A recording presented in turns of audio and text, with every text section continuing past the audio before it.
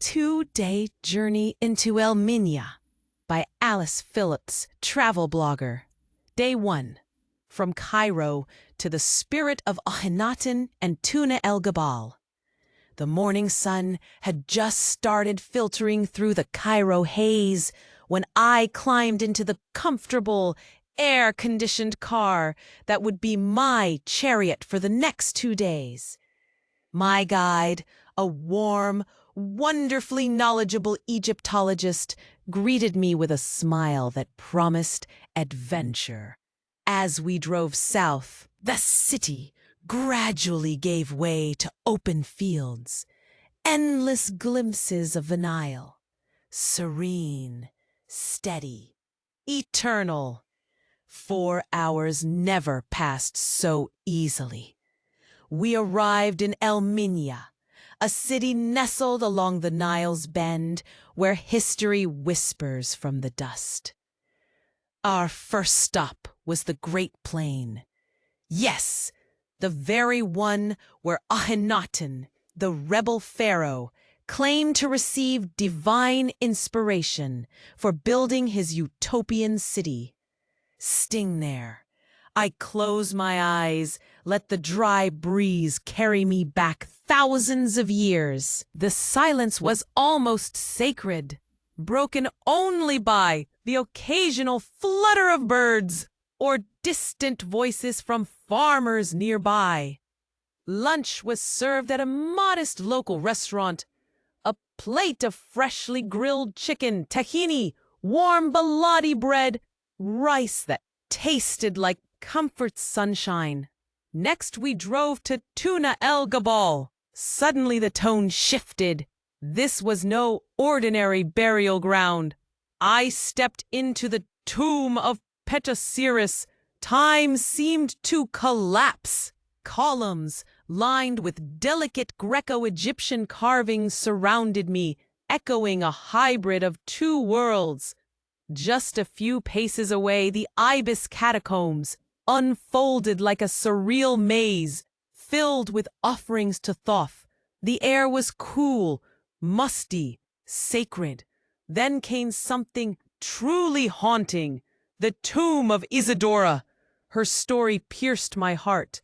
A young woman drowned in the Nile, immortalized by grief beauty.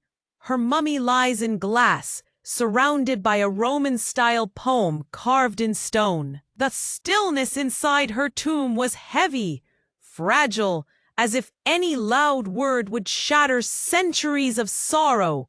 That night, I checked into a charming 4-star hotel. My balcony overlooked the sleepy streets of El Minya as I sipped sweet mint tea. The golden call to prayer echoed through the twilight. Summary of the day: staying in the exact spot where Akhenaton communed with the divine made me feel tiny yet timeless. Tombs of governors and lost cities. After a deep, peaceful sleep, a simple but satisfying breakfast, we headed to Beni Hassan, a hill of honey-colored cliffs, cut with windows that turned out to be tomb entrances. The hike up was steep, but the dry desert air scenic views kept me going. Inside the tomb of Bakhet III, I was struck by the raw power of authority conveyed in the wall scenes. Bakhet, governor of the Oryx Nome, stared back at me through his stone-carved eyes, stoic, proud. The tomb of Khnumhotep was vivid with color. His hunting scenes painted in ochre cobalt danced across the walls. These weren't just burial sites, they were living biographies etched in limestone. In the tomb of Khedi, I was touched by a more humble tone. Scenes of everyday life farming. So human, so relatable.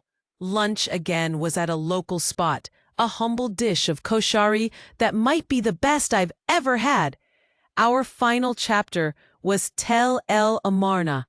The name alone felt like a spell.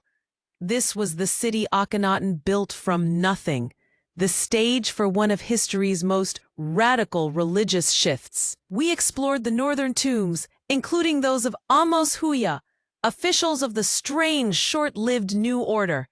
The tombs were sunlit quiet, tucked into cliffs that overlooked the wide desert plain. I stood on the edge, wind whipping through my scarf, tried to imagine the bustle of a city that once dared to rewrite Egypt's future. Then came the long but reflective drive back to Cairo. I stared out at the fields, the palms, the Nile always gliding beside us like a silent witness. Summary of the day. Beni Hassan's painted walls made history feel human, but it was Tel El Amarna that whispered the dreams of a forgotten revolution.